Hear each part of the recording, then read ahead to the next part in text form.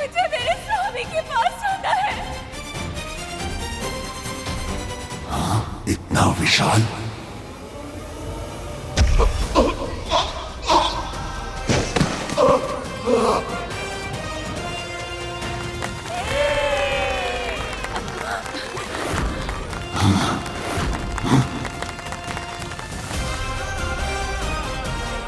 नहीं नहीं नहीं, क्षमा कर दो मुझे।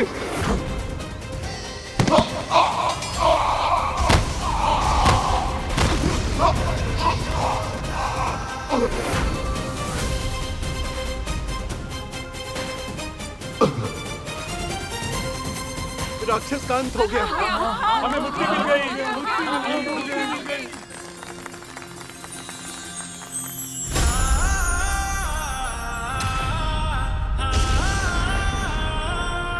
भगवान ने हमारी प्रार्थना सुन ली। हाँ, भगवान ने हमारी प्रार्थना सुन ली। भगवान स्वयं दूत बनकर आए हैं, वो देखिए।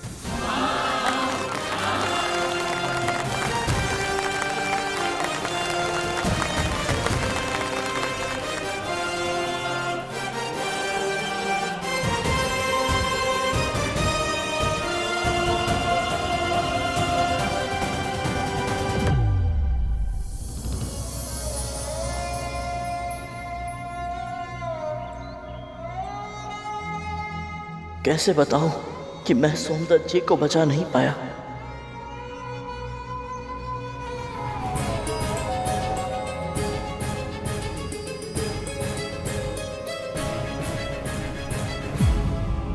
स्वामी,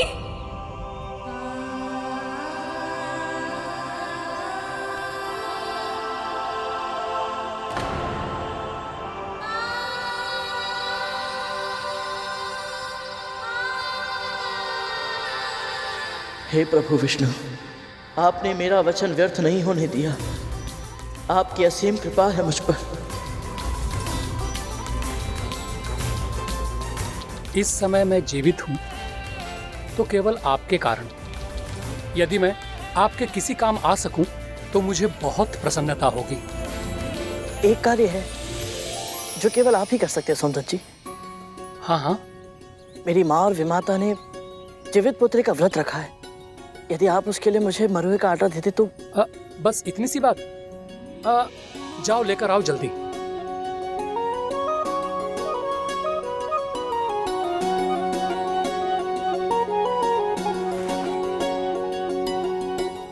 आपका बहुत बहुत धन्यवाद। आज्ञा दीजिए।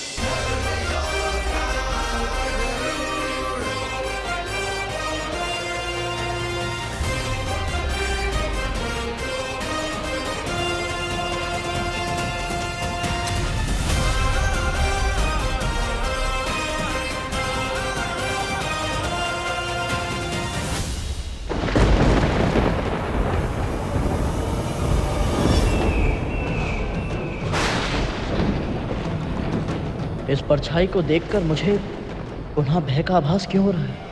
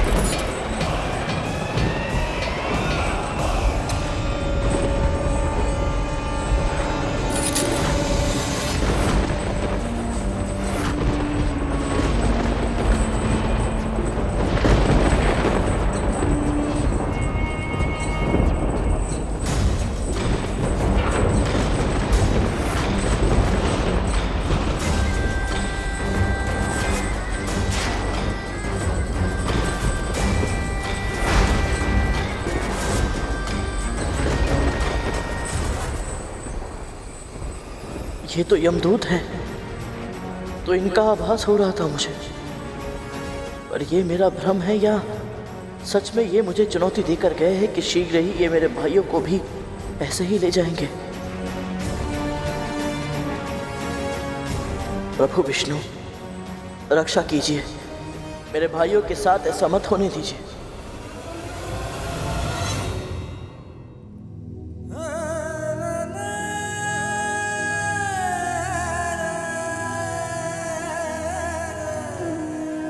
इनका स्वास्थ्य तो बिगड़ता ही जा रहा है भैया।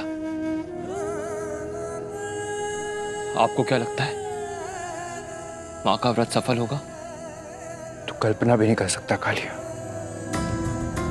कि एक बड़े भाई को कितना कष्ट होता है जब उसे अपने छोटे भाई को ये कहना पड़े कि जो तू प्रश्न पूछ रहा है उसके उत्तर नहीं है मेरे पास। यही सत्य है।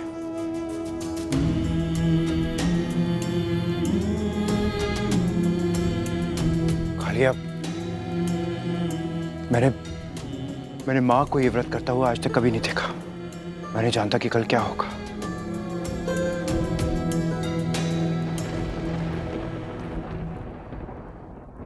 जानते हो भैया, यदि धूमल अभी बोल सकता तो क्या बोलता?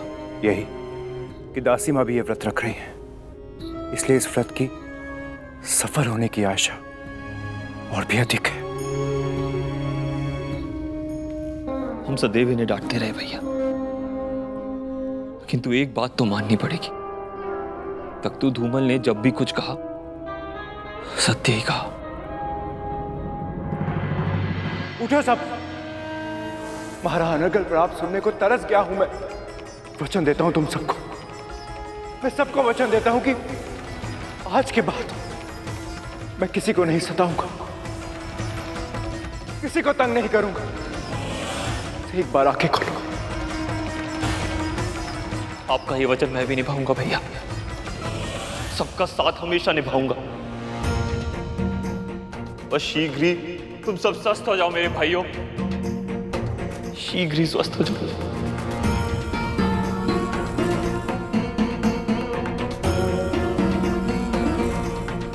इन दोनों के मन में पीड़ा का ऐसा बवंडर उठ रहा है,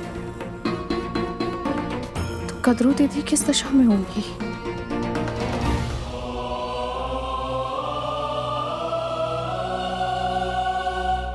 सूर्यदेव ने हमारे अरुण को अपने रथ का सारथी बना लिया है। सच? हाँ विंता, बिल्कुल सच। तुम अब प्रतिदिन अपने पुत्र की लालिमा का अनुभव कर पाओगी और वो भी तुमको देख सकेगा।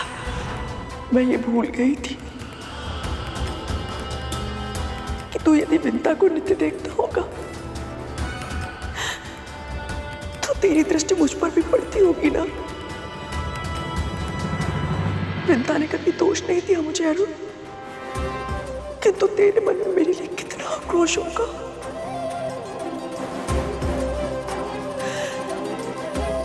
आज अपने पुत्रों की पीड़ा का अनुभव हुआ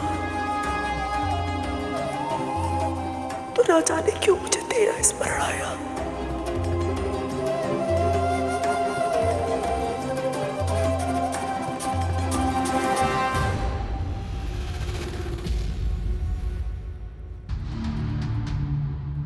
कद्रू जैसे भावुक और उसे देखकर मेरी शंका और भी बढ़ गई है।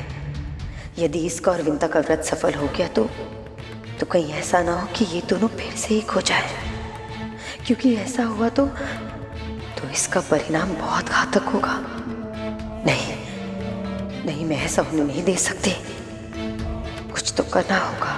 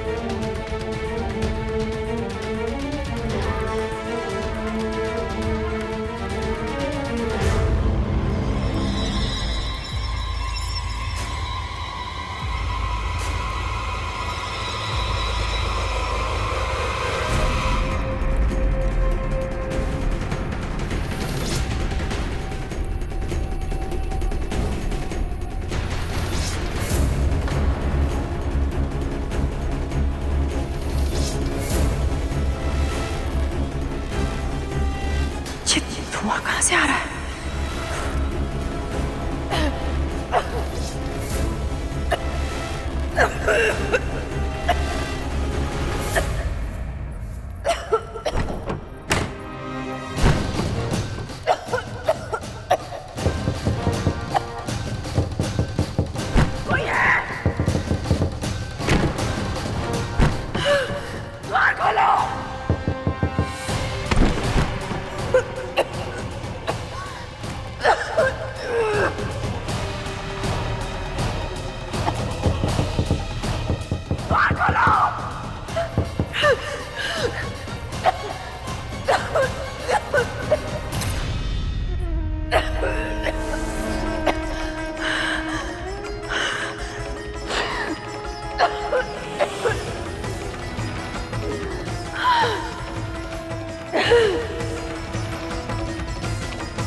बस एक बार कद्रू जल पी ले तो इसका जीवित पुत्रिका का व्रत टूट जाएगा।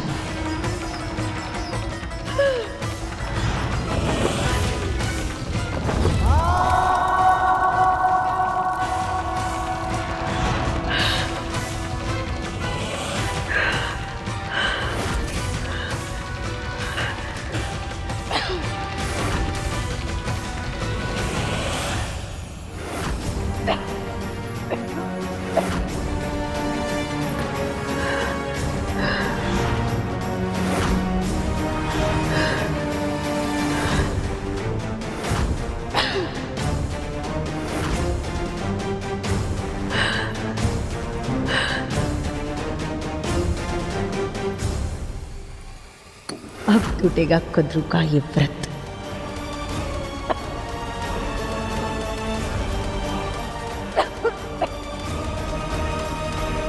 दीदी,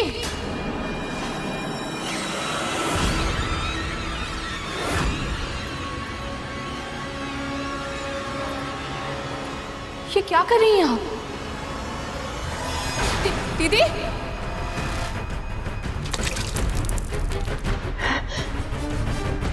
दीदी,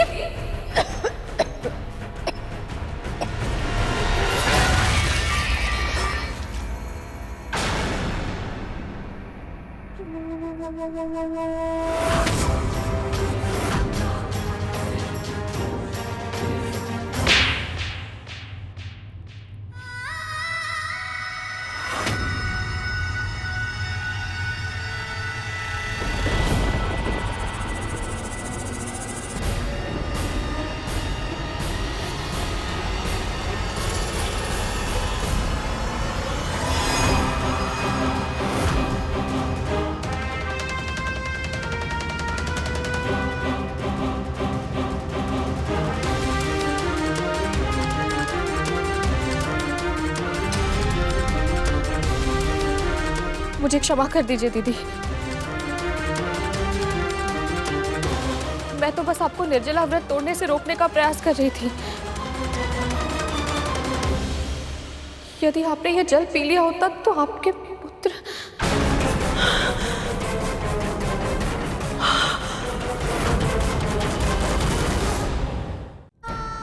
निर्जला व्रत, जीवित पुत्र का व्रत, मेरे पुत्र।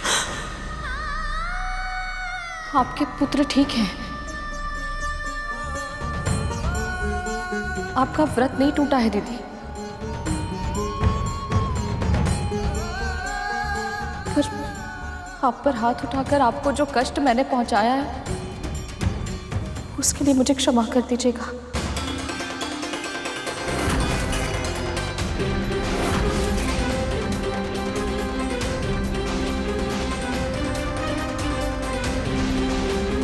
दासी माँ, इतना दुस्साहस!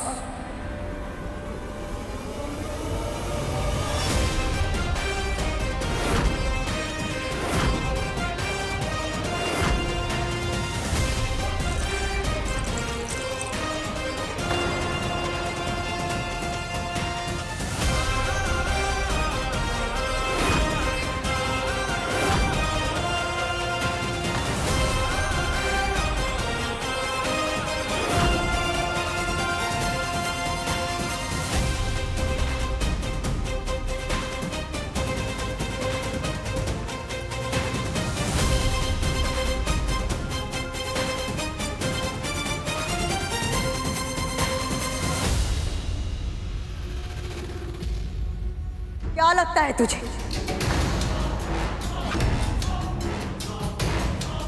तेरे घूरने से ये दोनों शांत हो जाएंगे?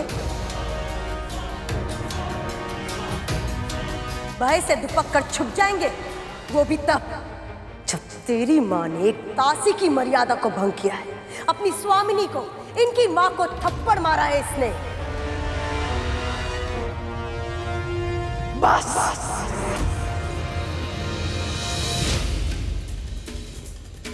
सब शांत। खतरू, इसने, इस दासी ने तुझे थप्पड़ मारा तो मुझे शांत होने के लिए कह रही है? क्षमा कर रही हूं इसे।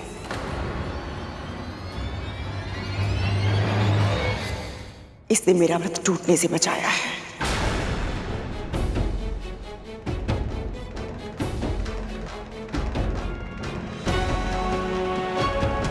अचानक ही मुझे भीषण प्यास लग गई। सत्य कहूं तो मैंने संयम खो दिया था। यदि विंता आज मुझे नहीं रोकती तो मेरे पुत्र। किंतु माँ, आपको अचानक से इतनी प्यास क्यों लगी?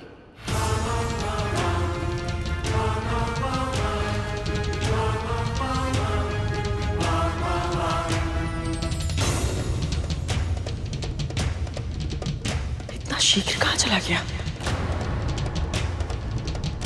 क्या माँ? धुआं। इस कक्ष में अचानक से इतना धुआं भर गया था कि मेरा सांस लेना भी असंभव हो गया था।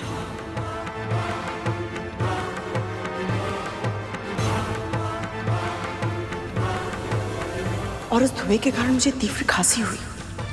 खांस खांस के मेरा गला सूख गया और एक पल के लिए ऐसा लगा कि मेरे प्राण निकल जाएंगे। तभी मुझे जल दिखाई दिया और एक क्षण के लिए भूल गई मैं कि मेरा व्रत है। पर कक्ष में इतना धुआं हुआ कैसे मां?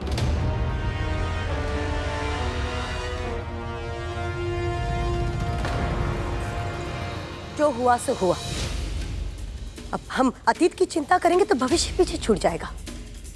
हमें ये सोचना है कि हमें आगे करना क्या है। या सूर्यास्त होने को है और भोग की सामग्री का कुछ अता पता नहीं। क्षमा कीजिए, मुझे आने में विलंब हो गया। यह आटा लाने में सोमदत्त जी की आज्ञा आवश्यक थी और ये कार्य इतना सरल नहीं था। यह आटा ले आया, एक बार फिर हमारे ही जाल में असफल कर दिया इसने हमें। आटा लाना आसान नहीं था, ऐसा क्यों कहा इसने? आसान तो नोनी का साग भी लाना नहीं होगा, किंतु लाना पड़ेगा अंधकार होने से पहले। मैं लाऊंगा महारानी। बस बताइए मुझे कहाँ मिलेगा नोनी का साग?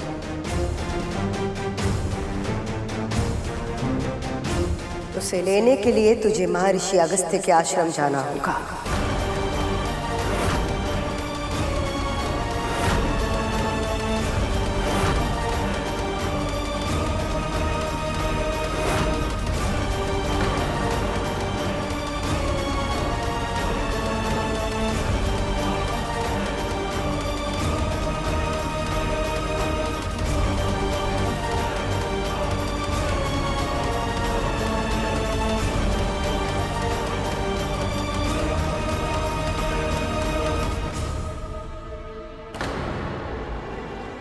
क्या बात है दीदी माँ? ये नाम सुनते ही एक माँ शंका से कांप गई और एक माँ के हाथ श्रद्धा से जुड़ गए।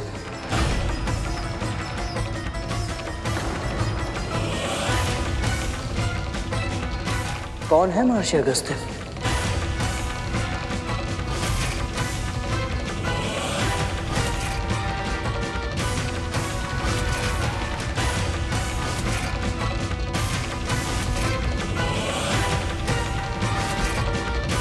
गरुड़ को ज्ञात नहीं कि ऋषि अगस्त्य कितने तेजस्वी ऋषि हैं।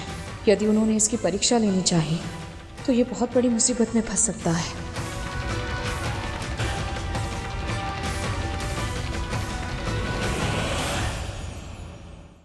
विंता, मैंने तो सुना था कि तूने अपने पुत्र को ज्ञान ध्यान की सारी बातें बताई हैं, फिर भी इसे अगस्त्य महर्षि के बारे में नहीं पता, जिसके सामने पर्वत भी झुक जाते हैं। पर्वत भी झुक जाते हैं? तब तो ये महर्षि सचमुच अद्भुत है। इनके बारे में बताइए ना दीदी माँ। सप्त महान ऋषियों में से एक है महर्षि अगस्त्य।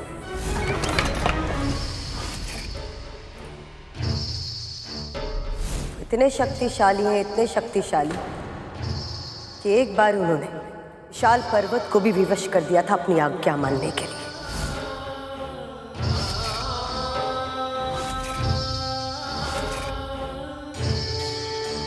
हम सब मानते हैं कि हिमालय सृष्टि का सबसे ऊंचा पर्वत है। उसका स्वभाव ही है प्रतिदिन थोड़ा थोड़ा बढ़ना। एक दिन विंध्याचल पर्वत को हिमालय से इतनी ईर्ष्या हो गई कि उसने हिमालय से भी ऊंचा होने का हठ ठान लिया और तीव्र गति से बढ़ने लगा। शीघ्र ही विंध्याचल इतना शक्तिशाली और इतना ऊंचा हो गया कि उसने संसार का भ्रमण करते ही सूर्य को रोक दिया और पृथ्वी के आधे भाग पर सदैव प्रकाश रहने लगा और शेष आधा भाग सदा सदा के लिए अंधकार में डूब गया। ऐसी स्थिति में जीवन का विनाश होने लगा। पेड़ पौधे सभी प्रकार के प्राणियों का अंत होने लगा। ऐसे में देवताओं को भीषण चिंता होने लगी और वो उपाय की खोज में ब्रह्मदेव के पास जा पहुंचे।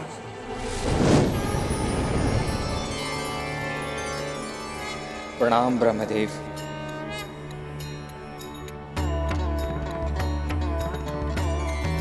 मैं तो केवल सृष्टि का सृजन करता हूं। विंध्याचल को बढ़ने से रोकना मेरे सामर्थ्य में नहीं है। ब्रह्मदेव से इच्छा पूरी नहीं हुई तो सभी देवगण विष्णु के पास जा पहुंचे। प्रणाम विष्णु जी। सृष्टि में जो होता किसी न किसी कारण से ही होता और इसीलिए आपकी समस्या का समाधान करना मेरे लिए संभव नहीं। विंध्याचल के विकास को रोकने का उपाय महादेव शिव शंकर ही कर सकते हैं। संपूर्ण ब्रह्मांड में केवल एक ही महात्मा है जो पृथ्वी पर छाए इस संकट का समाधान कर सकते हैं और वो है महर्षि अगस्त्य। आप सब उनके पास जाइए, समाधान अवश्य मिलेगा।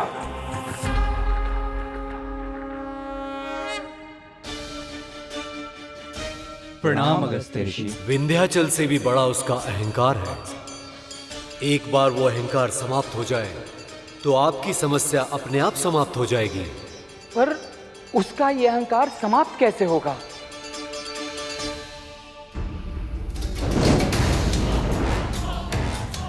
कितने छोटे हैं ये सब मेरे सामने, कितने तुच्छ।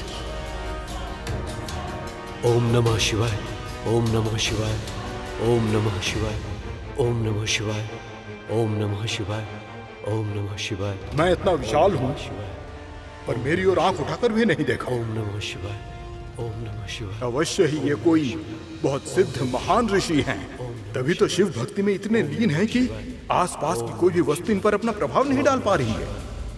ओम नमः शिवाय। यदि इनका मुझे आशीर्वाद मिल जाए मेरा प्रभुत्व तो और भी अधिक बढ़ जाएगा। ओम नमः शिवाय। अभिवादन स्वीकार कीजिए महर्षि। ओम नमः शिवाय। अभिवादन स्वीकार कीजिए महर्षि।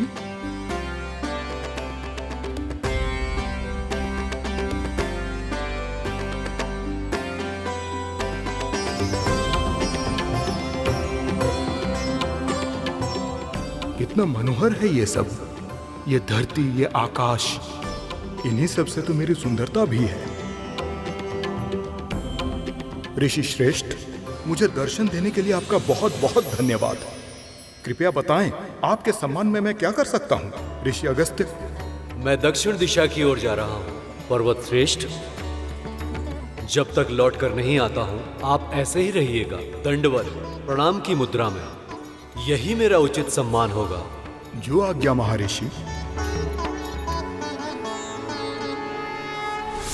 महर्षि अगस्त्य ने उस दिन के बाद फिर कभी विद्यांचल पार नहीं किया। वो वहीं दक्षिण में ही बस गए, पर उनकी असीमित शक्ति का प्रमाण देता है विद्यांचल पर्वत आज भी उनकी लौटने की प्रतीक्षा में वैसे ही है, दंडवत मुद्रा में भूमि पर लेटा हुआ। पर आज वो अभिमान से रहित है और सृष्टि के विकास में अपना योगदान दे रहा है। यह तो सचमुच बहुत महान ऋषि है। इनके दर्शन करना तो सौभाग्य की बात होगी। इतना अधीर मत हो वरुण।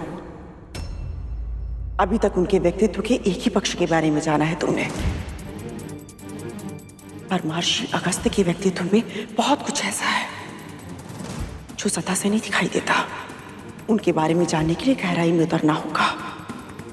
तेरे पिता महर्षि कश्यप बहुत शांत है, उन्हें देखते ही शीतलता का अनुभव होता है, किंतु वहीं दुर्वासा ऋषि जिन्हें देखते ही क्रोध की अग्नि का अनुभव होता है, किंतु महर्षि अगस्त्य इन दोनों से भी विकट है। उनका व्यवहार अप्रत्याशित होता है। वो कब क्या करेंगे, किस पर प्रसन्न होंगे, किस पर क्रोधित होंगे और किसको अपना वरदान देंगे और किसको अपना श्राप, इसका अनुमान लगाना असंभव है। पिताजी और दुर्वासा ऋषि के सामने तो सावधान रहा जा सकता है, पर जिनकी प्रतिक्रिया का कोई अनुमान न लगा पाए, उनके सामने कोई कैसे व्यवहार करे? यही भूल उन दोनों ने भी की थी। आतापी वातापी के साथ क्या हुआ था, स्मरण है ना दीदी? ये कथा तो हमने भी नहीं सुनी माँ, बताइए ना, कौन थे आतापी वतापी? आतापी वतापी दो राक्षस थे। दोनों ने संसार में अपना आतंक मचाया हुआ था। एक दिन एक व्यापारी अपने घर लौट रहा था, उसे देख आतापी वितापी ने अपना रूप बदला और मायावी शक्ति से उस व्यापारी के साथ छल किया। फिर आतापी ने बोला, लगता है आप बहुत दूर से आ रहे हैं, मैं इस बकरे को खाने ही जा रहा था, वो तो शिव की कृपा से आपके साथ भेंट हो गई। आपको खाना खाने बिना नहीं जाने दूंगा मैं यहां से। मेरी कुटिया निकट ही है, आप आइए मेरे साथ।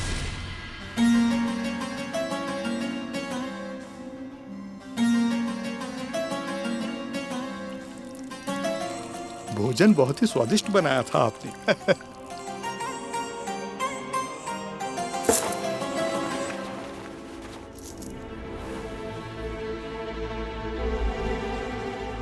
ये आपके लिए छोटी सी भेंट।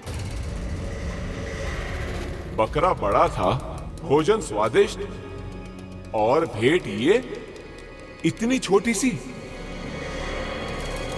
वातापी, समय हो गया।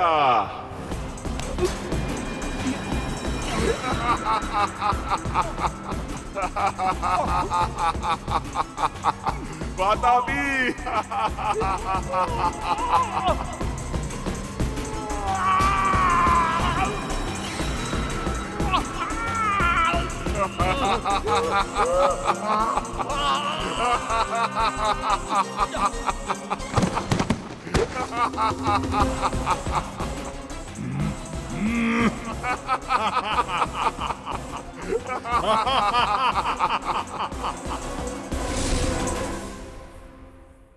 ये तो विचित्र माया है।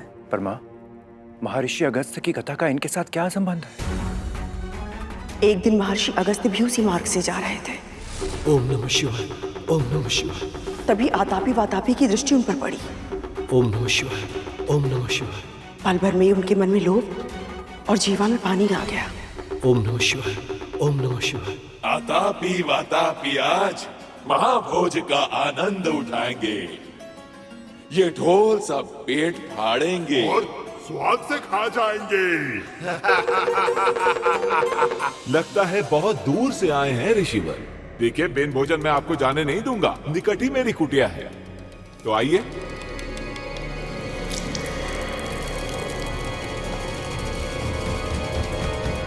जीर्णाम जीर्णाम वातापी जीर्णाम।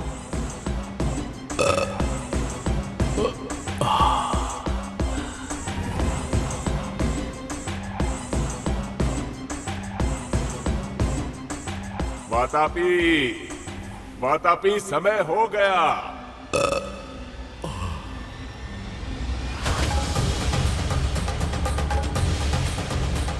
वातापी, समय हो गया। वातापी, बाहर निकल। क्या किया है तूने मेरे भाई के साथ ऋषि? बता तूने क्या किया है? कहाँ है मेरा भाई? तुम्हारा भाई? मैंने कहा था, तुमने सुना नहीं? जीर्णाम जीर्णाम वातापी जीर्णाम। इस मंत्र के उच्चारण से भारी से भारी भोजन पचा सकते हैं। तुझे इसका दंड मिलेगा।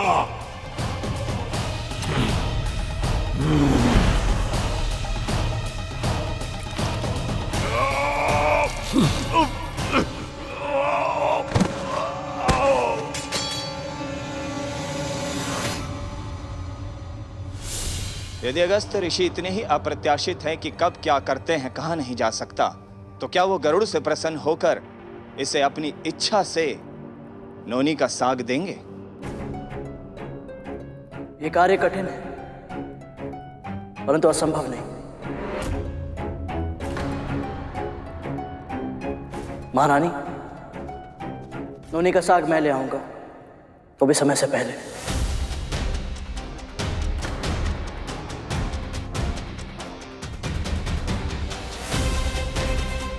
तुझे लाना ही होगा गरुड़। मेरे पुत्रों के प्राण आधर में है। अवश्य लाऊंगा महारानी, फिर चाहे मुझे अपने प्राण ही क्यों ना देने पड़े।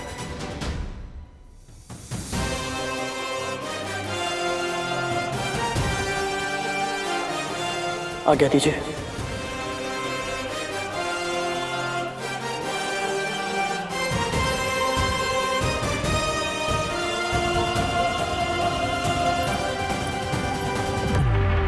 मैं गरुड़ के असफल होने की प्रतीक्षा नहीं कर सकती। मुझे स्वयं ही ये निश्चित करना होगा कि इनसे कोई चूक हो जाए और ये जीवित पुत्रिका के व्रत विफल हो जाए। पर कैसे करूं ये? कैसे?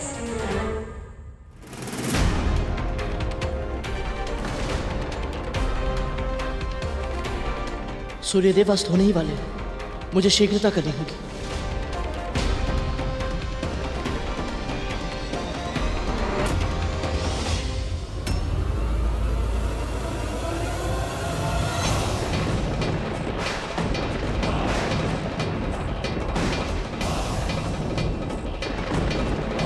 यमदूत यहाँ?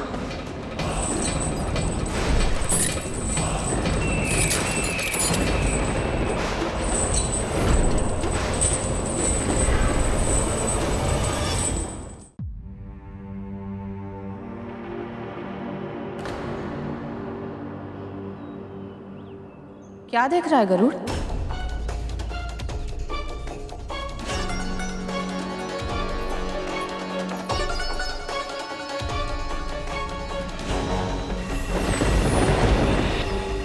क्या हुआ? बोल।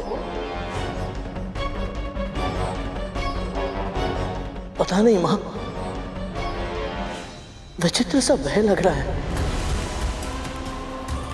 मैं जानता हूं मैंने क्रोध में आकर अपने भाइयों को कहा था, यदि उन्होंने आप पर अत्याचार किया तो मैं उन्हें ऐसी अवस्था में पहुंचा दूंगा कि वो ईश्वर से अपनी मृत्यु की कामना करेंगे। और आज जब सच में उनके प्राण संकट में है तो बोले गए शब्द धनुष से छूटे तीर की तरह होते हैं गरुड़। चाहकर भी उन्हें वापस नहीं लौटाया जा सकता। पर इस समय तो इन नकारात्मक विचारों को मन में मत आने दे। अभी जो कार्य करना है उस पर ध्यान दे। सच कहूं तो इस आपदा में भी एक वरदान मिला है तुझे। हाँ गरुड़, महर्षि अगस्त्य से भेंट का अवसर किसी सौभाग्य से कम नहीं है। जब वो तेरे सामने आए ना, तो तू उन्हें दंडवत प्रणाम करना। तब तक भूमि से मत उठना जब तक वो तुझे आशीर्वाद ना दे दे। यदि उन जैसे महान ऋषि का वरद हस्त तेरे सर पर होगा तो तेरे भाइयों के साथ कोई अहित नहीं होगा। गहरी श्वास ले गरुड़। अन्य सभी चिंताओं को अपने मस्तिष्क से निकाल दे। अपने मन को विचार शून्य कर ले। केवल वर्तमान में जो कार्य करना है ना, उस पर ध्यान केंद्रित कर।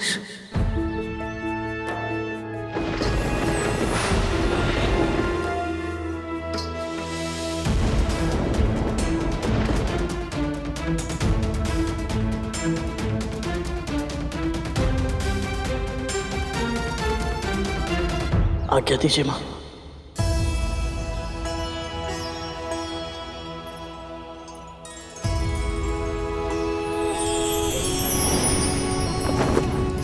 हे नारायण,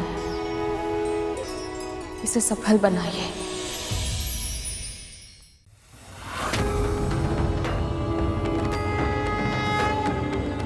महर्षि अगस्त्य से भेंट का अवसर किसी सौभाग्य से कम नहीं है। जब वो तेरे सामने आए ना, तो तू उन्हें दंडवत प्रणाम करना। तब तक भूमि से मत उठना जब तक वो तुझे आशीर्वाद ना दे दे।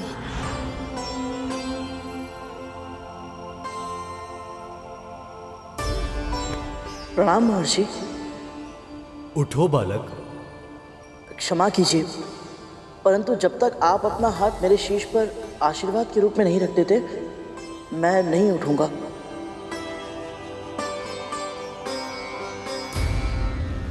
इस दासी ने तुझ पर हाथ उठाया कद्रू, और तुमने इसको तन तक नहीं दिया। ऐसे नियंत्रित करी तुम इस विंता और उसके पुत्र को। मैं मानती हूँ कद्रू कि क्रोध ना करके तुम अपनी जीवित पुत्रिका के व्रत को व्यर्थ नहीं करना चाहती, क्योंकि तुम्हारे पास ये अंतिम उपाय है अपने पुत्रों के प्राण बचाने का। पर यदि तुम इन दोनों को उनकी मर्यादा नहीं सिखाओगी तो देखना कद्रू, ये दासी एक दिन तुम्हारे शीश पर बैठकर राज करेगी और तुम सिर्फ चुपचाप देखने के सिवाय कुछ नहीं कर पाओगी। ये स्वयं तुम्हें थप्पड़ मार सकती है। तो कल्पना करो कि भविष्य में वो अपने विशाल विकट पक्षी से क्या क्या करवाएगी। तुम हंस रही हो कद्रू? स्वर्ग में तुम्हें बहुत अच्छी नींद आती होगी ना दीदी। तुम्हें स्वप्न देखने की इतनी लत लग चुकी है कि तुम दिन में भी स्वप्न देखने लगी हो। एक तो दिवा स्वप्न, ऊपर से इतना आनंददायक। हंसू नहीं तो क्या करूं?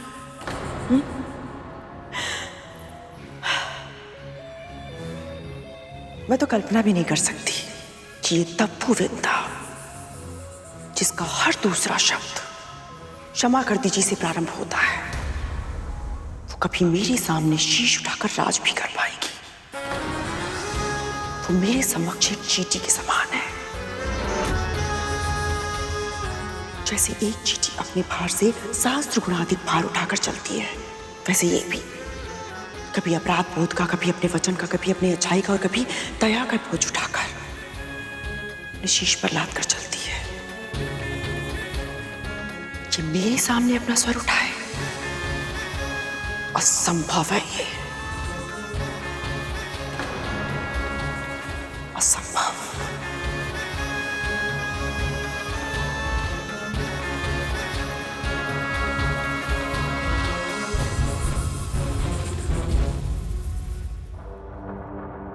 सही कहा तुमने कद्रू। ये विंता एक चींटी जैसी ही है,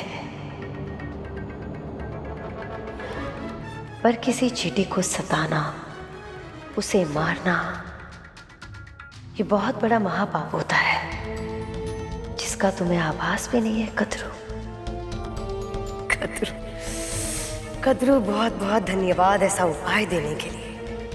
अब देखना कद्रू, ये छोटी सी चींटी ही तुम्हारे इतने बड़े व्रत को कैसे भंग करती है। बड़े ही हठी बालक हो तुम। आपसे हट करने की धृष्टता तो मैं स्वप्न में भी नहीं कर सकता। ये तो मेरी माँ की आज्ञा है गुरुदेव। उनकी आज्ञा का उल्लंघन मैं कभी नहीं कर सकता। गुरुर् ब्रह्मा गुरुर् विष्णु गुरुर्देवो महेश्वरा गुरु साक्षात परब्रह्म तस्मै श्री गुरुवे नमः। जिन गुरु के आगे त्रिदेव भी सम्मान से शीश झुकाते हैं, तुम उन्हीं गुरु की आज्ञा से अधिक अपनी मां की आज्ञा को महत्व दे रहे हो। श्री गंगा जी के समान कोई और तीर्थ नहीं, श्री विष्णु के समान कोई और प्रभु नहीं, शिव के समान कोई पूज्य नहीं और मां के समान कोई और गुरु नहीं। आप मेरे समानीय हैं गुरुदेव, परंतु संसार में मां का स्थान कोई और कैसे ले सकता है भला? आप ही बताइए। तुम्हारी मां ने तुम्हें उत्तम शिक्षा दी है गरुड़।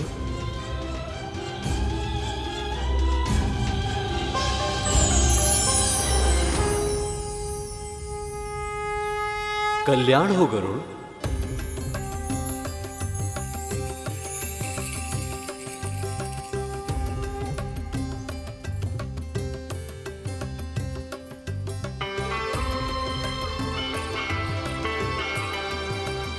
महर्षि, आप मुझे पहचानते हैं? मेरी माँ ने बताया था आप सर्वज्ञाता है, सब कुछ जानते हैं, परंतु स्वयं आपकी महानता का अनुभव करना अद्भुत है मेरे लिए। आप कैसे? जीवित पुत्री का व्रत के लिए नौनी का साग लेने आए हो ना?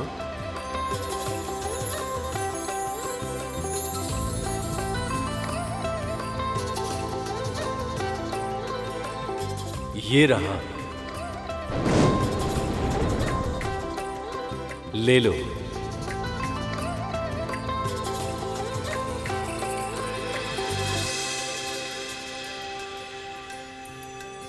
आपका बहुत बहुत धन्यवाद।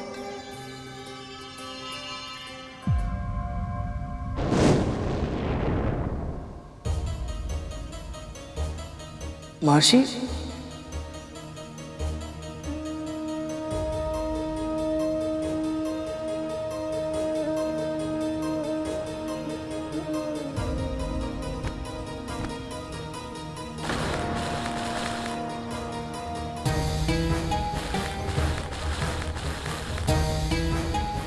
महर्षि,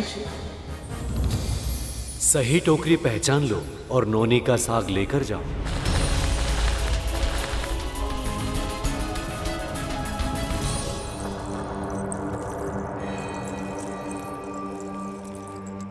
राहु, ये नाक का बिल देख रहे हो, इसमें हाथ डालो। माँ, अब मैंने क्या किया? मुझे किस दोष का दंड दे रही हैं आप? दोष, दंड? क्या कह रहे हो तुम? माँ, ये दंड ही तो है। मैं नागों के बिल में हाथ डालूंगा तो नाग डस लेंगे मुझे। नाग डसने के लिए बिल में भी तो होने चाहिए ना राहु। वो महल में है, अपने अर्धमृत भाइयों की सेवा कर रहे हैं, समझे? ओह हाँ, पर फिर ये सब क्यों? चींटियां चाहिए मुझे। हाँ, मुझे तो लगा था गोबर उठाने से अधिक विचित्र कार्य और कुछ नहीं है, पर आपने तो उससे भी अधिक विचित्र कार्य दे दिया मुझे। माँ, चींटियां क्यों चाहिए आपको? बकवास मत करो, व्यर्थ के प्रश्न पूछकर समय मत नष्ट करो। जो कह रही हूं करो, हाथ डालो। आप कह रही हैं तो, पर माँ,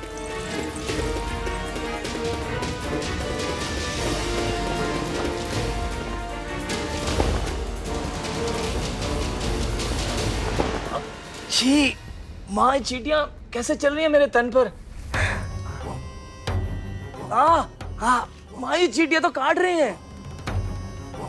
यही तो उनकी सुंदरता है, किसी भी सतह पर चलने लगती है, बिना किसी स्वर के और बिना किसी का ध्यान आकर्षित किए।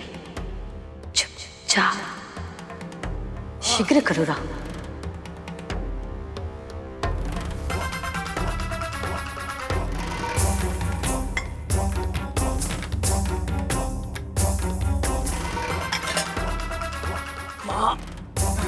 पकड़ो, अब चलो।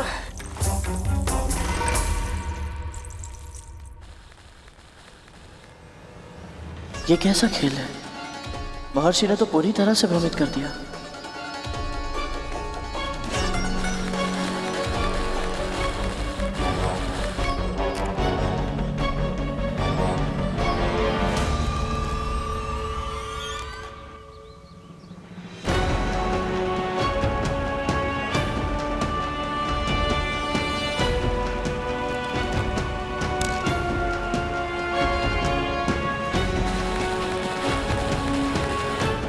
ये अंतिम अवसर है गुरु। यदि तुमने इस बार चूक कर दी तो तुम्हें नोनी का साग लिए बिना ही लौटना होगा।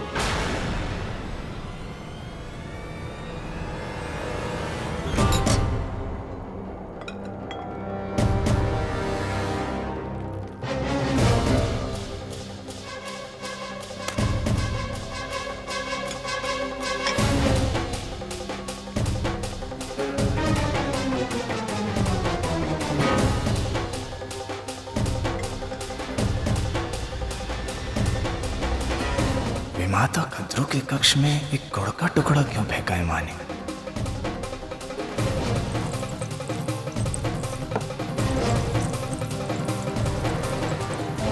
राहु, पकड़ो इसे ध्यान से।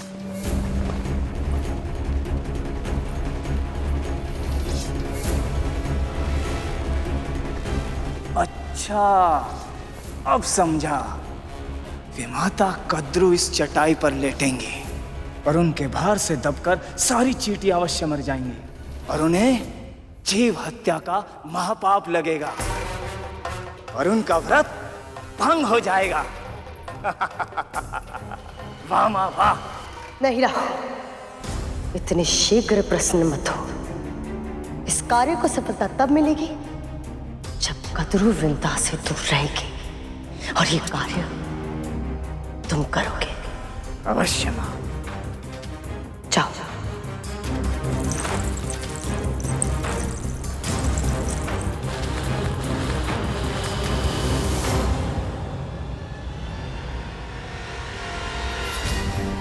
सूर्यदेव भी अब किसी भी क्षण अस्त हो जाएंगे। क्या करूं मैं? गहरी श्वास ले गरुड़। अन्य सभी चिंताओं को अपने मस्तिष्क से निकाल दे। केवल वर्तमान में जो कार्य करना है ना, उस पर ध्यान केंद्रित कर।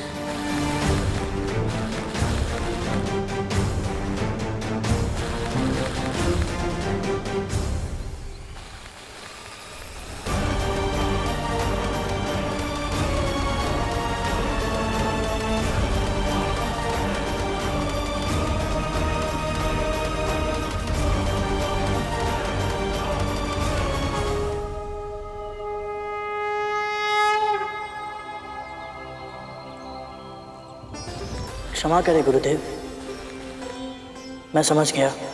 जब तक आप मुझे सिखाएंगे नहीं, मैं सही टोकरी चुनने में असमर्थ हूं। अच्छा शिष्य बनने के लिए उस व्यक्ति को सबसे पहले ये स्वीकार करना चाहिए कि उसे इस विषय का ज्ञान नहीं है और उसे सीखने की आवश्यकता है। व्यक्ति में विनय का गुण हो तभी वो ज्ञान प्राप्त कर सकता है। अब तुमने अपनी अज्ञानता को स्वीकार कर लिया है तो मैं तुम्हें वो सभी विद्याएं जिनका ज्ञान मुझे है वो सब अवश्य तुम्हें सिखाऊंगा। किंतु अभी ये लो, ये नौनी का साग अपनी मां के लिए ले जाओ।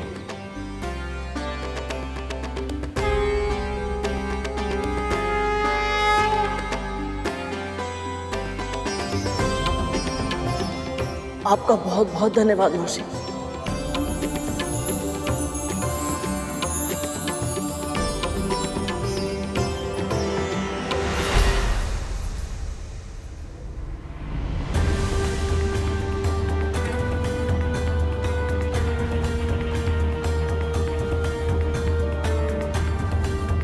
तुम गुरु से तब तक कुछ प्राप्त नहीं कर सकते जब तक कि तुम गुरु दक्षिणा न चुका दो।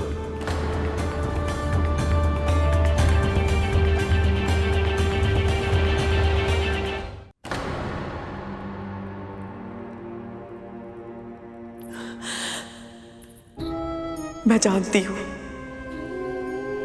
आज तुम सब बहुत कष्ट में हो। जीवन के लिए इतना संघर्ष करना होगा, कभी सोचा भी नहीं होगा तुम सबने।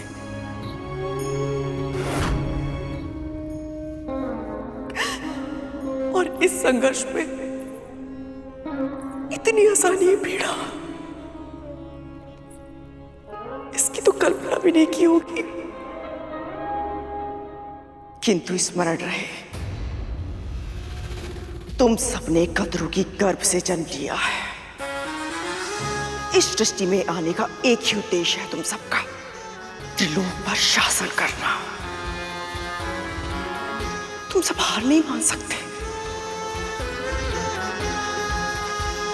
नहीं, अपने आंतरिक बल को संचित करो मेरे पुत्रों, संचित करो। शीघ्र ही मेरा व्रत पूरा हो जाएगा, तुम सब फिर से जी उठोगे। बस तब तक के लिए। कद्रू, ये सब तुम्हें सुन नहीं सकते। पर क्यों दीदी?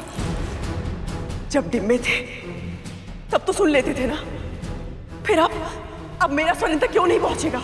हाँ, मैं जानती हूं अभी ये केवल मुझे उत्तर नहीं दे रहे हैं, किंतु मुझे पूरा विश्वास है ये सब मुझे सुन पा रहे होंगे। कद्रू, तुम्हारे मन में जो बवंडर उमड़ रहा है उसका अनुमान है मुझे, पर यदि तुम पीड़ा में इस तरह डूब जाओगी तो तुम्हारे पुत्र को स्थिति से बाहर निकलने के लिए जो उपाय है, तुम्हारा व्रत कैसे कर पाओगी? पूरे दिन से तुम कितना थक गई हो, तुम्हें आभास भी है नहीं ना?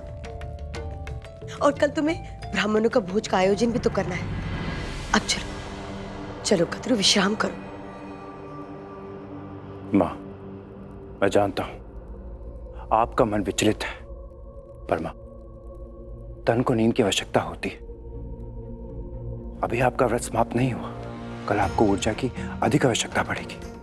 जी माँ, अपने लिए ना सही, हमारे लिए, हमारे भाइयों के लिए स्वयं के ऊपर इतना अत्याचार मत कीजिए माँ। चलिए तनिक विश्राम कर लीजिए। चलिए माँ।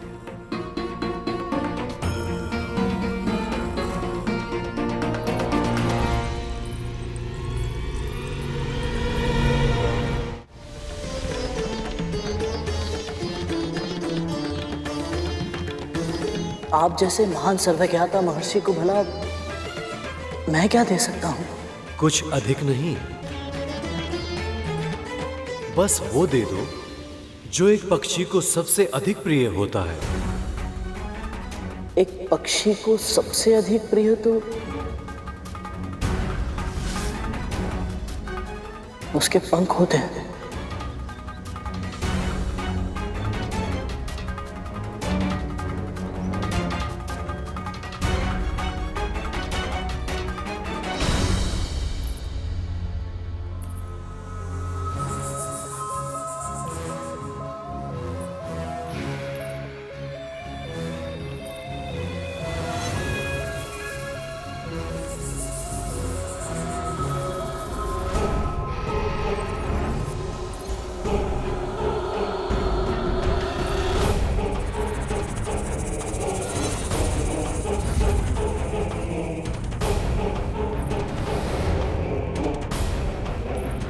जैसे ही कद्रू इस आसन पर विश्राम करेगी, उसके भार से अनेक चींटियां मर जाएंगी और जीवित हत्या के दोष में उसके जीवित पुत्रिका का व्रत टूट जाएगा।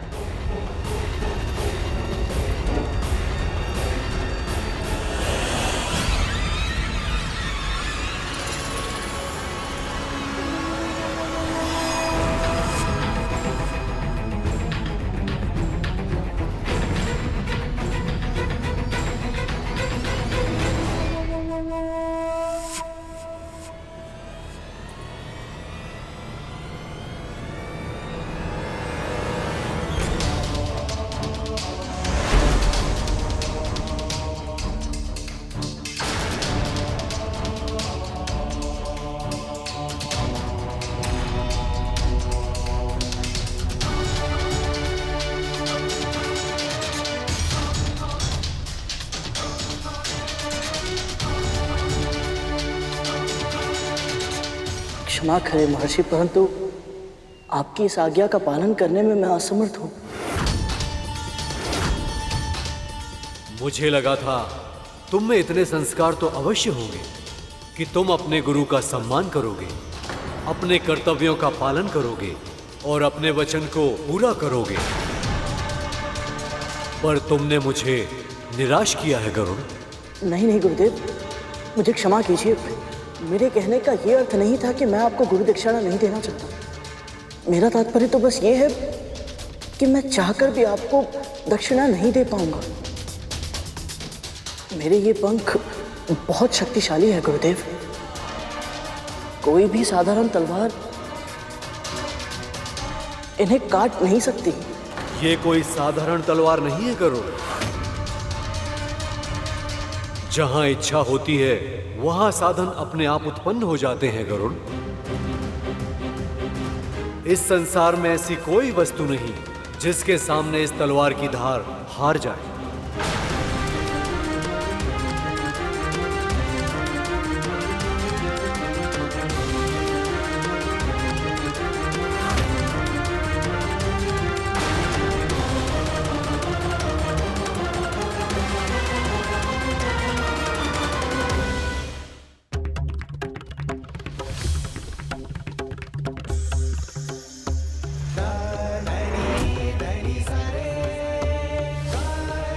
बस वो दे दो जो एक पक्षी को सबसे अधिक प्रिय होता है।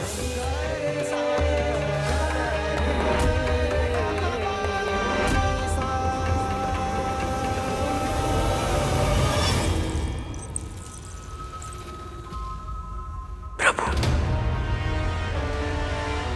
आपसे कुछ नहीं छुपा है।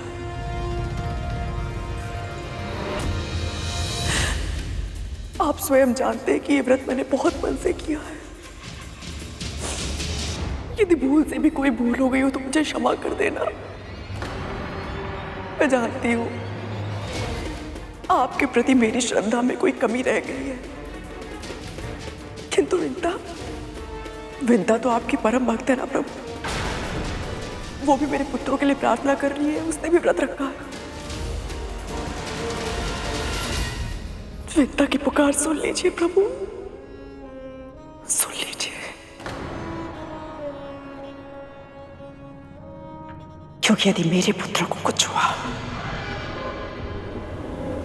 तो उसका भी पुत्र जीवित नहीं रहेगा। कद्रू,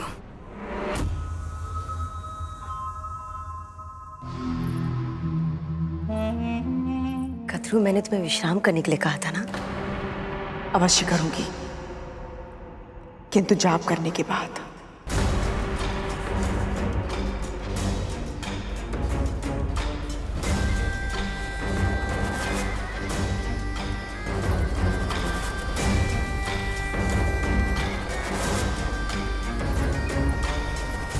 एक बार दिखाती हूँ कद्रू दीदी को। जाप कितनी बार करोगे? 108 बार। 108 बार?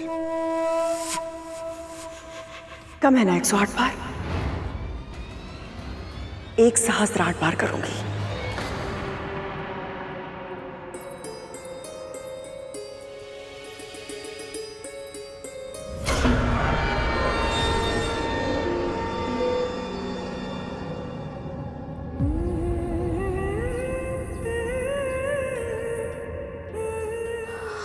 बहुत बहुत धन्यवाद प्रभु।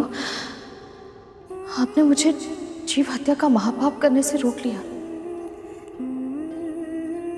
पर ये इतनी सारी चींटियां।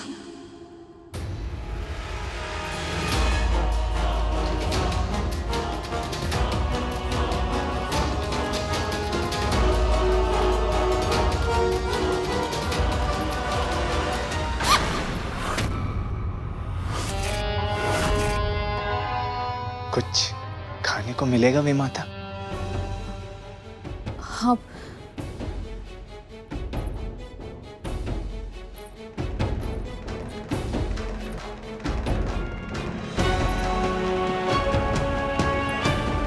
बस अब किसी भी पल चींटियों की जीव हत्या के दोष से कद्रू का व्रत टूट जाएगा।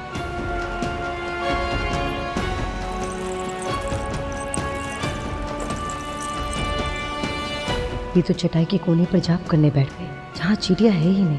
यदि इसका व्रत पूरा हो गया तो मेरी सारी योजना व्यर्थ हो जाएगी।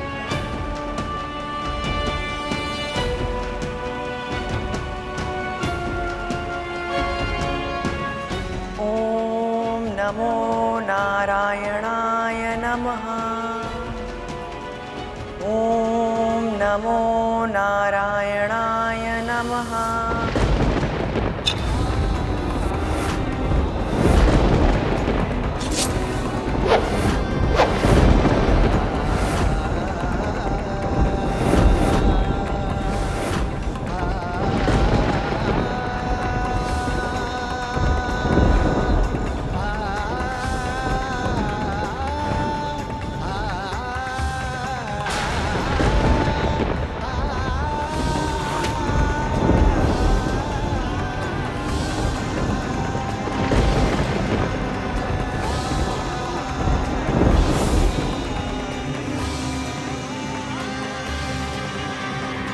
आप फिर से अरुण भैया के जन्म के दिन के बारे में सोच रही है ना माँ?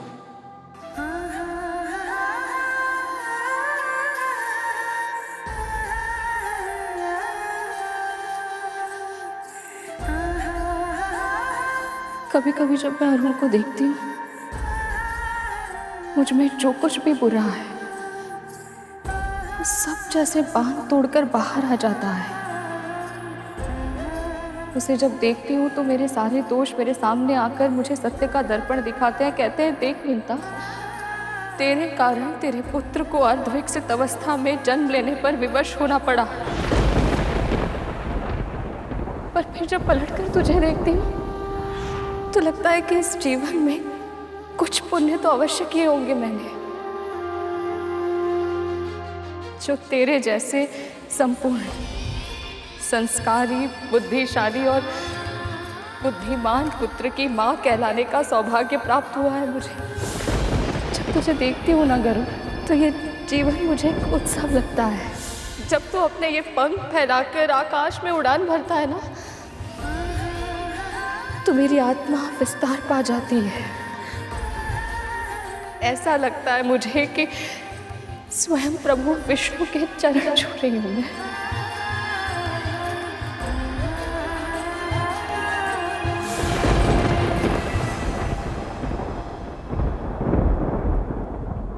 पंख कट गए तो मैं अपनी मां को दास्ता से मुक्त कैसे करा पाऊंगा? अपने भाइयों को दिया वचन कैसे निभा पाऊंगा? पिताजी की आशाओं को पूरा कैसे कर पाऊंगा? और सबसे आवश्यक तो ये है कि बिना पंखों के मैं समय से पहले महल कैसे पहुंच पाऊंगा, ताकि मेरी दोनों माओं का व्रत सफलतापूर्वक पूरा हो जाए और मेरे नाग भाइयों के प्राणों की रक्षा हो पाए।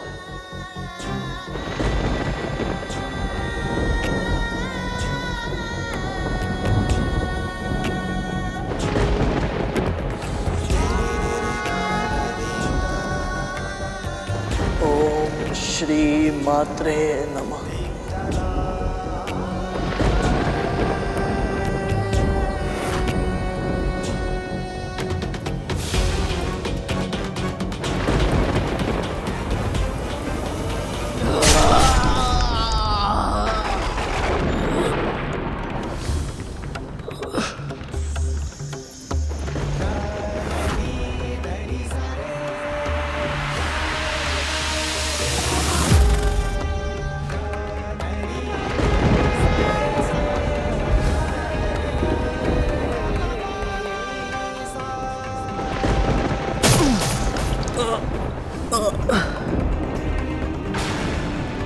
हे नारायण, मुझे अचानक इतनी पीड़ा क्यों हो रही है?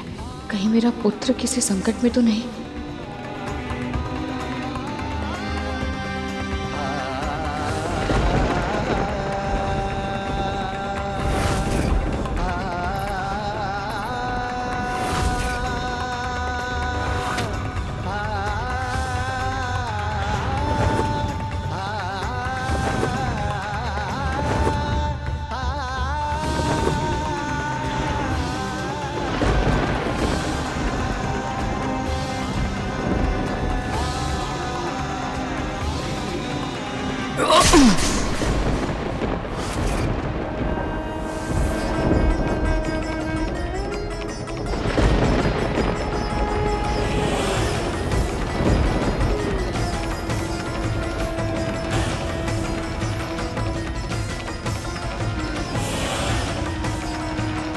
मैं आपको वचन देता हूँ भैया, मैं माँ को दास्ता से मुक्त अवश्य कराऊंगा।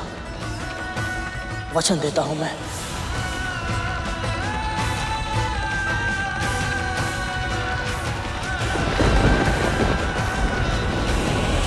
पुत्र गरुड़, अपने उद्देश्य को भूलकर तुम यहाँ क्यों रुक गए? एक बार किसी कार्य को करने का निश्चय कर लो तो फिर मन को भटकने नहीं देना चाहिए। जाओ और अपने लक्ष्य को पूरा करो।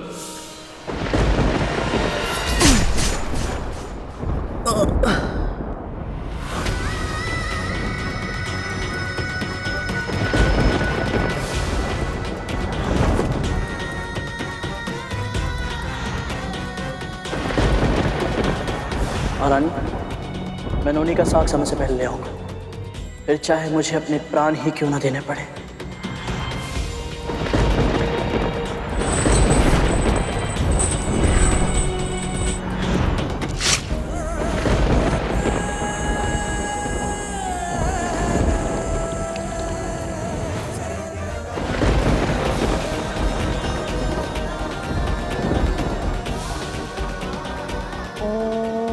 नमो नारायणाय नमः।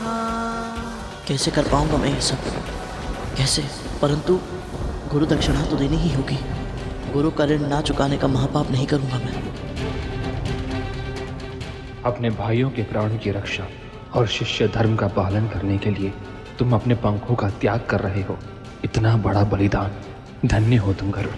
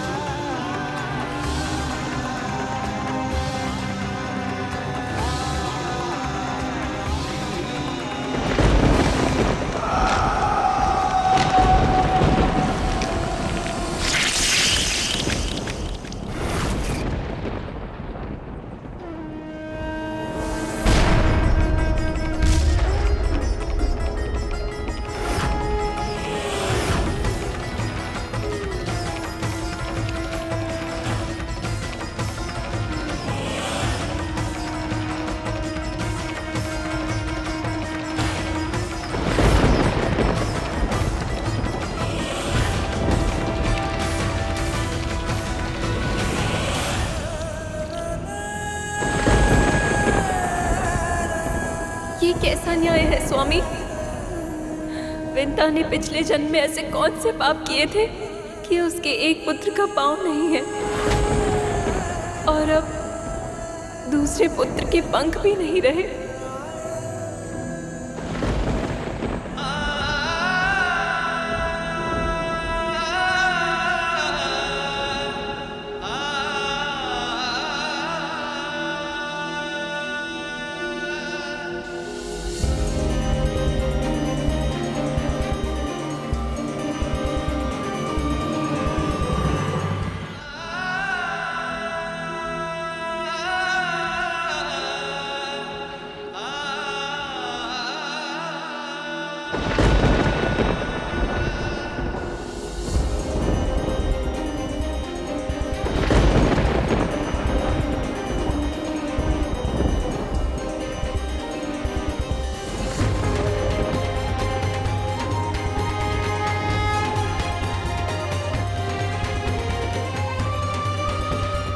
तूने क्या किया भाई?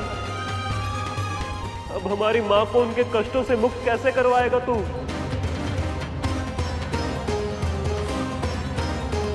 तुमने अपना वचन निभाकर अपने हाथों से ये पंख काटकर मुझे प्रसन्न किया है गरुड़।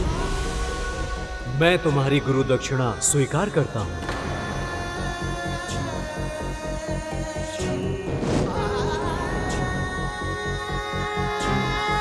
ये लो, ये नोनी का साग ले जाओ और अपने भाइयों के जीवन की रक्षा करो गरुड़।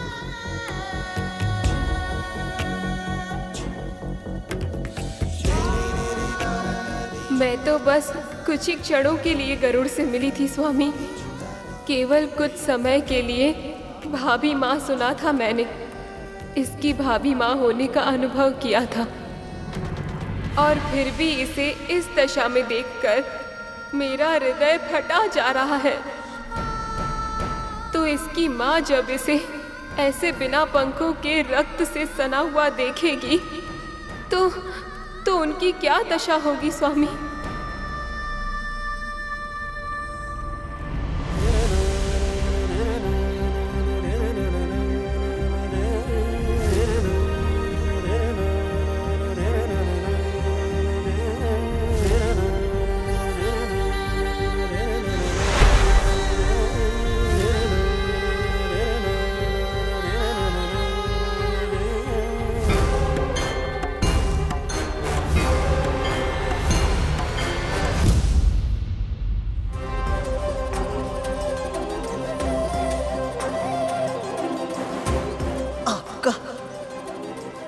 बहुत बहुत धन्यवाद गुरुदेव।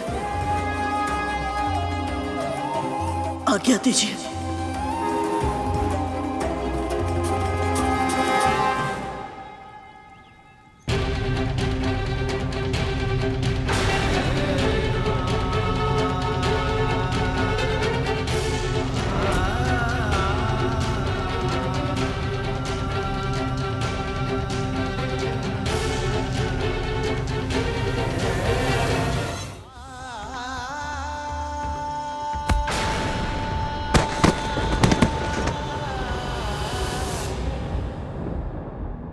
मैं जानता हूं कि मुझे सांसारिक घटनाओं से स्वयं को तटस्थ रखना है, किंतु गरुड़ की यह पीड़ा मुझसे देखी नहीं जा रही। पंख कटने से जितनी पीड़ा उसके तन को हो रही, उससे कई अधिक पीड़ा उसका मन सह रहा कि अब वो अपने नाग भाइयों के जीवन की रक्षा कैसे करेगा। जिन नागों ने मां कद्रू ने इसे और इसकी मां को इतने कष्ट पहुंचाए, ये उनके कष्ट के लिए व्याकुल हो रहा है जो सदैव परोपकार की भावना अपने मन में रखता है। महर्षि अगस्त्य उनके साथ इतने कठोर कैसे हो सकते हैं? प्रभु, गरुड़ के पंख ही नहीं रहेंगे तो केवल विंता मां का ही नहीं, सभी भक्तों का अपने ईश्वर से विश्वास उठ जाएगा। हे प्रभु विष्णु, हे नारायण, ये कैसी लीला है आपकी।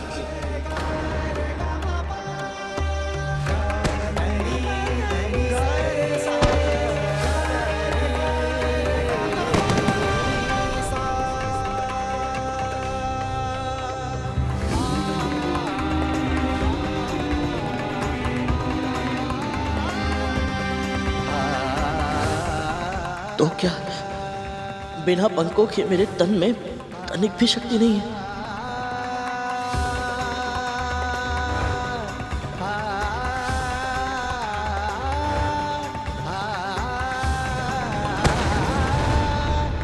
एक पक्षी को उसके पंख इसीलिए सबसे अधिक प्रिय होते हैं क्योंकि उसमें उसके प्राण बसते हैं। अब पंख नहीं रहे तो मेरे प्राण भी नहीं रहेंगे।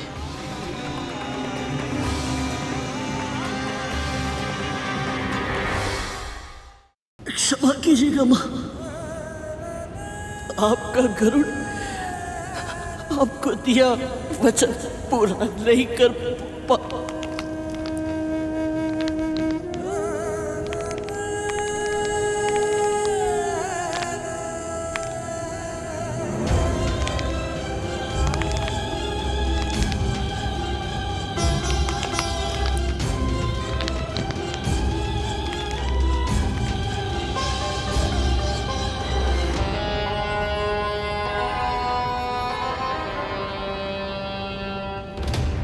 विमादा,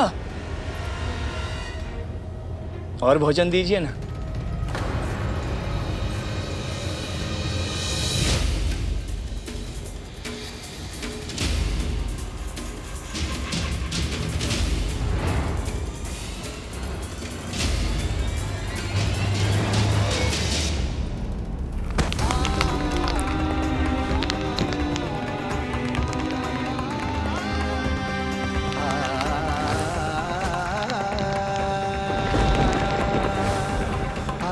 ये कैसी लीला है आपकी, इतनी अच्छी मंशा से कर्म करने के बाद भी इस निर्दोष बालक के साथ इतना बड़ा अत्याचार क्यों?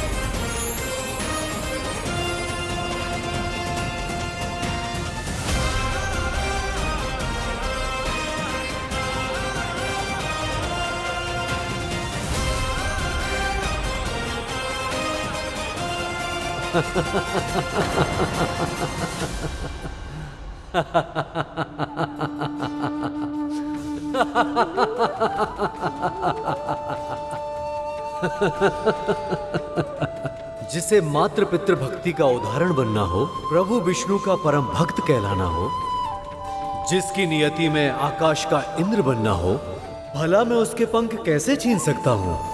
समय आने पर मैं तुम्हें प्रशिक्षित अवश्य करूंगा पक्षीराज, ताकि तुम्हारी कुंडलिनी जागृत हो और तुम अपने जन्म लेने का उद्देश्य पूरा कर सको।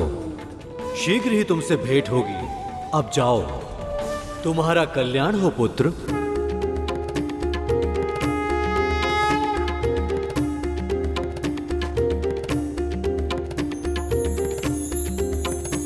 यशस्वी भवा।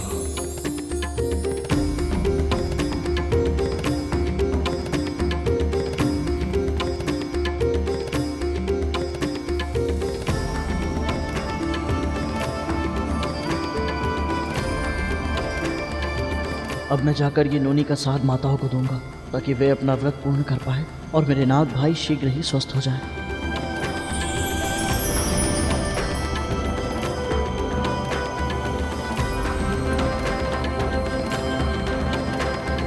ओम नमो नारायणाय नमः।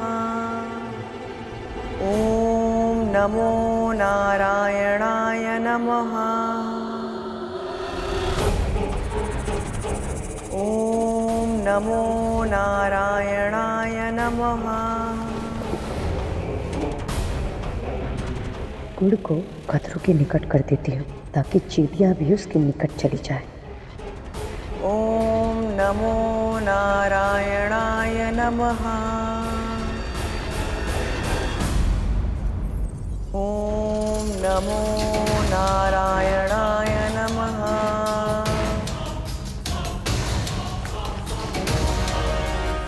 ओम नमो नारायणाय नमः। ओम नमो नारायणाय नमः। अब देख कतरो, तेरे नारायण भी तुझे इस हत्या के पाप से बचा नहीं पाएंगे।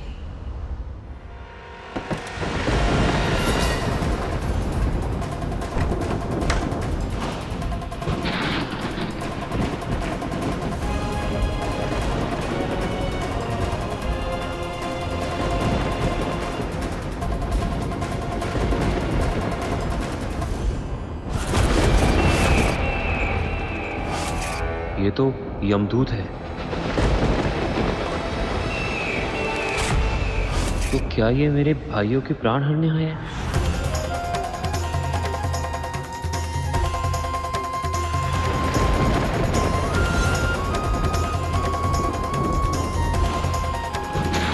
कालिया,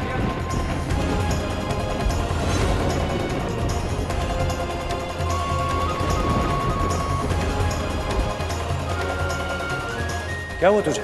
तू अकेला क्यों खड़ा है? ये तेरी आंखों में आंसू। भैया मुझे लगता है हमारे भाई नहीं रहे। क्या बोल रहा है तू? भैया मुझे आभास हो रहा है कि हमारे भाई नहीं रहे। माँ जितने भी जब तब व्रत रख ले, अब बहुत देर हो चुकी है भैया। और पता है भैया, अभी मैंने उसे भी देखा। किसे देखा? उसे।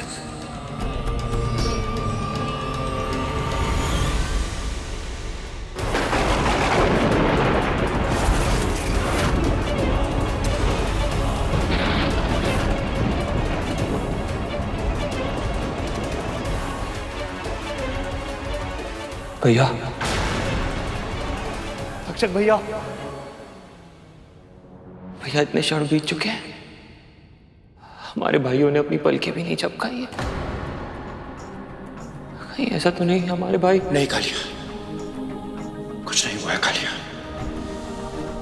मुझे विश्वास है, अभी समय है, आशा शेष है। अभी ये हमारी मां का जब तप और व्रत का परिणाम है कि यमदूत महल के इतने निकट होते हुए भी महल के अंदर प्रवेश नहीं कर पाया। और यदि हमारी मां का व्रत सफल हुआ तो ये कभी महल में प्रवेश नहीं कर पाएगा कालिया। सत्य क्या भैया आपने?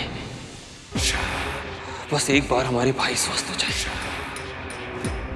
उस गरुड़ को ऐसा दंड दूंगा कि उसकी आत्मा कांप उठेगी। क्या हुआ? कुछ काटा भैया।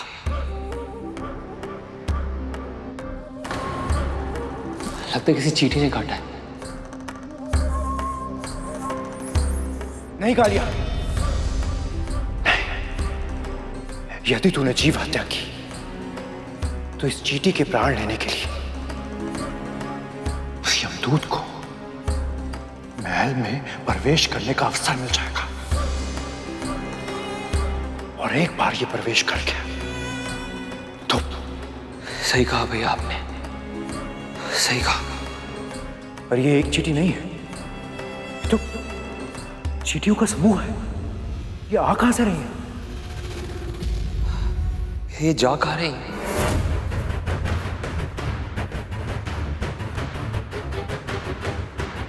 ओम नमो नारायणाय नमः।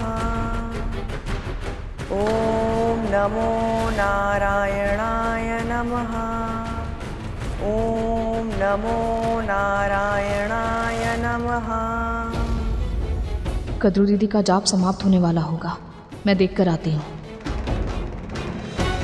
माता कहाँ जा रहे हैं?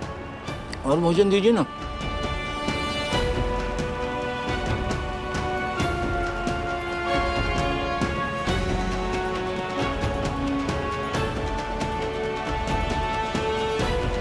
ओम नमो नारायणाय नमः।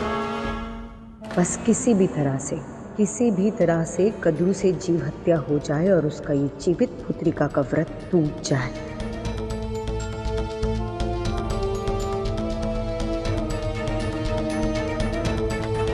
अब तुम विश्राम करो।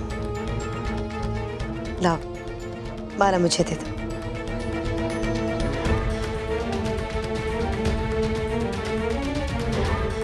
ये तो माँ की कक्ष की ओर जा रही है।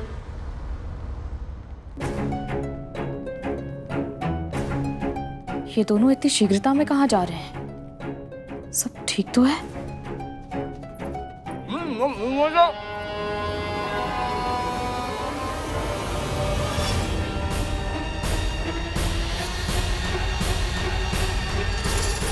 नहीं माँ, रुको।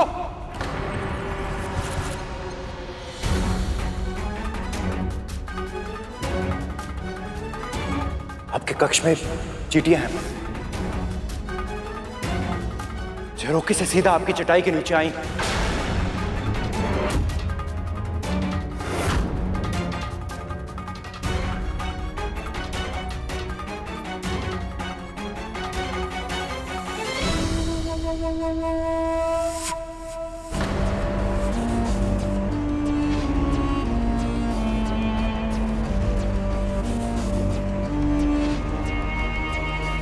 मेरी योजना सफल होने ही वाली थी कि इन दोनों ने आकर अंतिम समय में मेरा सारा खेल बिगाड़ दिया।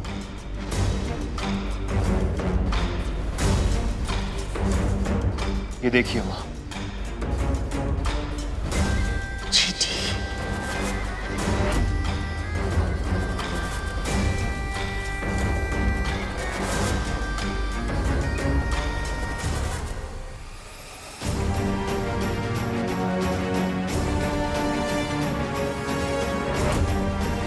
मेरे पुत्रों को चींटियां इतनी दूर से दिखाई दे गई, किंतु तुम्हें यहाँ होते हुए भी नहीं दिखाई थी।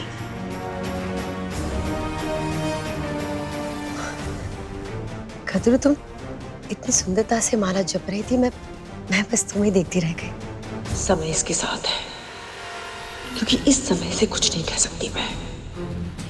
क्रोध में कहे अपशब्दों से व्रत टूटने का भय है।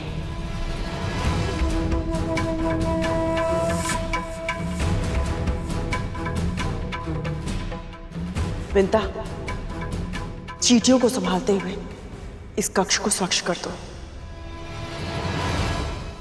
समय अपने विरुद्ध हो तो हमें अपनी भावनाएं, मन की इच्छाएं मन में ही मारनी पड़ती है। अब मैं समझी कि ये सब विंता के लिए कितना कष्टप्रद होता होगा। और एक बार मेरे पुत्र स्वस्थ हो जाए, फिर मैं दीदी का भी ऋण चुकता करूंगी और गरुड़ का भी।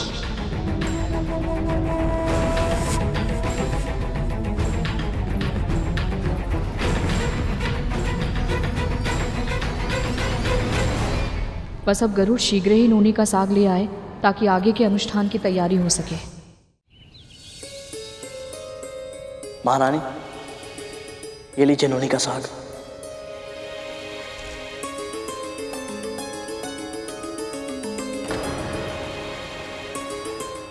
तू नोनी का साग ले आया? वो भी महर्षि अगस्त्य से? इतनी शीघ्र? कैसे? हाँ गरुड़, इतना कठिन कार्य तूने इतनी आसानी से कैसे कर लिया? मैं तो केवल माध्यम हूं। सत्य तो यह है कि मेरे साथ दोनों माओं के व्रत की शक्ति है, इसीलिए सभी कार्य समय पर हो पा रहे हैं।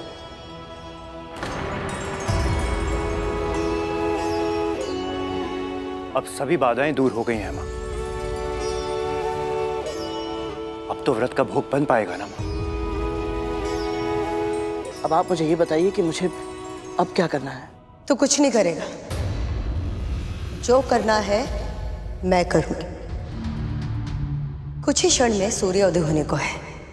विंता और कद्रू को सूर्य को अर्घ देकर ब्राह्मणों को भोजन कराना होगा, तब जाकर उनका व्रत पूर्ण होगा। और ब्राह्मणों को निमंत्रण देने मैं जाऊंगी ताकि वो यहाँ आकर भोजन कर सके। नहीं दीदी मां, मेरे होते हुए भला आप क्यों कष्ट करेंगे? निमंत्रण मैं दे आता हूं। अभी नोनी का साग लाते समय निकट ही नदी के किनारे मैंने बहुत बड़े ऋषि और उनके शिष्यों को देखा था। बस बस बस, तू कहीं नहीं जाएगा। मैं जाऊंगी ब्राह्मणों को निमंत्रण देने।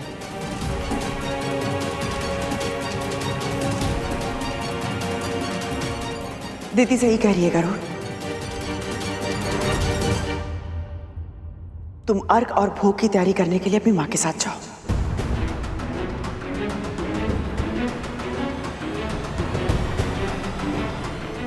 चल गरुड़।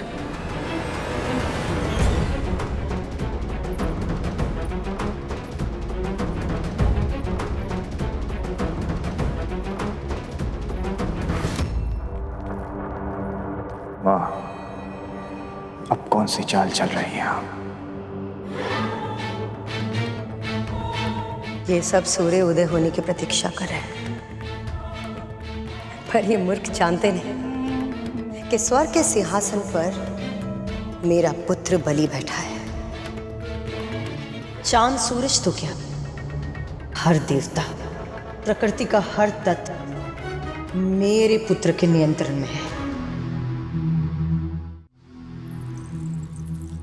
बलि, मेरे पुत्र, मैं तो बस इतना चाहती हूँ कि सूर्य शीघ्र उठ जाए, ताकि विंता और कद्रू को अपनी व्रत की तैयारी करने का समय ना मिले। और अगर सही समय पर उसने सूर्य को आग्रह नहीं दिया तो उसका व्रत टूट जाएगा और सारा का सारा दोष आएगा उस गरुड़ पर। हमारे दो बड़े शत्रुओं में से एक शत्रु का अंत हो जाएगा और दूसरा शक्तिहीन।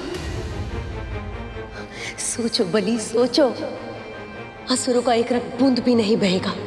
बलि, ये बहुत ही उत्तम अवसर है, हमें इसे चुन लेना चाहिए। क्योंकि मुझ में सामर्थ है, इसलिए सूर्य को विवश कर दूं। आप तो जानते हैं माँ, समय और सूर्य एक दूसरे के साथ जुड़े हुए हैं। दोनों की कार्य प्रणाली में तनिक सा हेर फेर भी समय और स्थान का संतुलन नष्ट कर देगा। यदि ऐसा हुआ माँ, तो वर्तमान समस्याओं से कई गुना अधिक जटिल समस्याएं हमारे समक्ष उत्पन्न हो सकती हैं।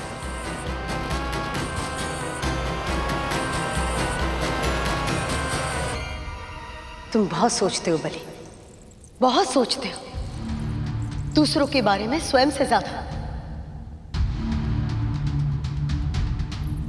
कभी कभी तो मुझे लगता है कि तुम्हें सारे गुण केवल अपने पिता के, अपनी मां का एक भी गुण नहीं है तुम में। मैं आपको दुखी नहीं करना चाहता हूं, किंतु आप जो कह रही हैं वो भी उचित नहीं है। समय के चक्र में विघ्न डालने का प्रभाव न केवल विमाता विनेता और कद्रू के व्रत पर पड़ेगा, बल्कि न जाने कितने महान ऋषियों की तपस्या पर भी इसका दुष्प्रभाव पड़ जाएगा। और माँ, इस समय स्वयं महर्षि दुर्वासा अपने शिष्यों के साथ उसी स्थान में है। यदि सूर्योदय होने के समय में हुए इस फेरबदल से उन्हें क्रोध आ गया तो जो होगा देखा जाएगा बलि। पर यदि तुम इस यदि वो के हेर फेर में पड़ के रह गए ना, तो कभी भी किसी भी अवसर का सदुपयोग नहीं कर पाओगे। सत्य तो यह है बलि कि जब से तुम इस सिंहासन पर बैठे हो, तुमने ऐसा कोई भी कार्य नहीं किया जिससे समस्त संसार को यह पता चले कि स्वर्ग में अब देवताओं का नहीं, असुरों का राज है। बलि, यह अवसर हमारे सामने वरदान बनकर है, और संसार को बता दो कि बलि कितना शक्तिशाली है।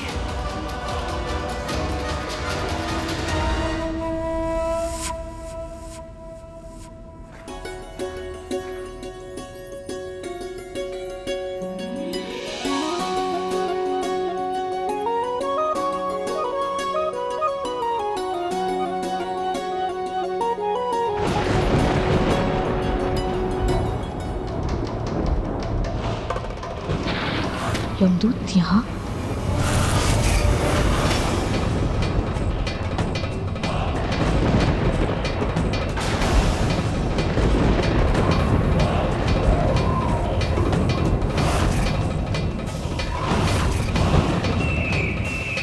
कहीं कोई अनहोनी का संकेत तो नहीं है? अभी तो व्रत भी संपन्न नहीं हुआ। इनका आना कहीं घायल नागों के प्राणों पर संकट तो नहीं?